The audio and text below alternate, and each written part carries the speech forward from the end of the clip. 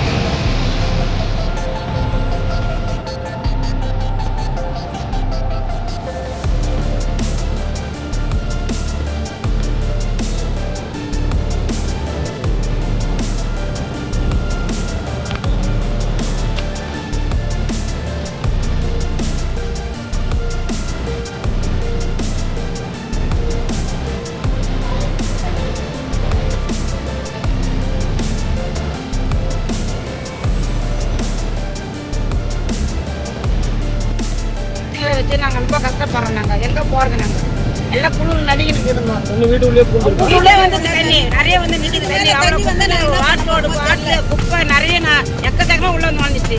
நாங்கள் எப்படி இருக்குது? நாங்கள் அந்த குளிரில் எங்களால் வாழவும் முடியுமா, இருக்க முடியுமா? அதனால் சொல்லுங்க பார்க்கலாம். எங்கள் கோயில் வந்து எப்படி இருந்தாலும் கோயில் வந்து போகிறது சொல்லுங்க.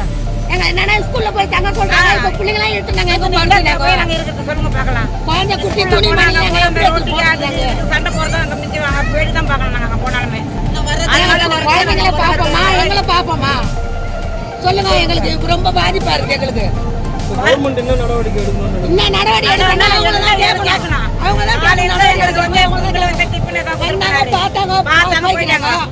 இந்த மேல போட்டு வந்தாதான் தோண்டி விட்டு போய்க்கிறாங்க. தண்ணி எல்லாம் கொஞ்சம் போச்சு. இது மேல போட்டு ஒரு ஆளாச்சாலும் வீட்டுக்குள்ள வந்து தண்ணி நல்ல தங்கா இருக்குது.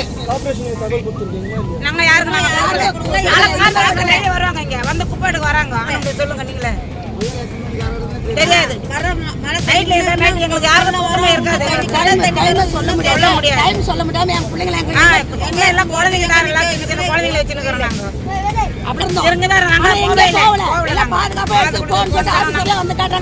இருந்தாலும் எங்களை விட்டுட்டு போக முடியாது. எங்க வீடு வாசல் விட்டுறாங்க. எங்க போறது சொல்லுங்க பார்க்கலாம். அங்க போய் செத்தாலும் எங்க வீட்டோட நாங்க சாகணும். நாங்க இங்கே இருந்தாலும் வாடகைக்காரர் தான் போய் தங்கினாங்க. எங்க மீனவர்கள் போய் யாரும் சுனாமில இங்கதான் இருக்கிறோம். நாங்க காலையில 6 மணில இருந்து 5 மணில இருந்து 6 மணி 7 மணி கூட தண்ணி உள்ள வந்து 2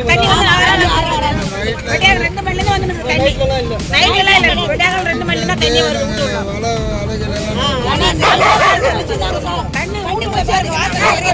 போட்டு வர எங்களோட சுத்தம் எல்லாமே பாதுகாப்புறதுக்கோசம் ஆம்பளைங்க தூங்கல.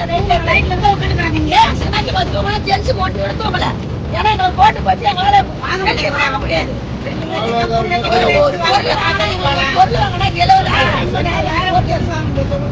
இருந்தாலும் 15 லட்சம் ரூபாய் சொத்து அப்படியே தண்ணி வந்தாங்க போடி போடுவேன்.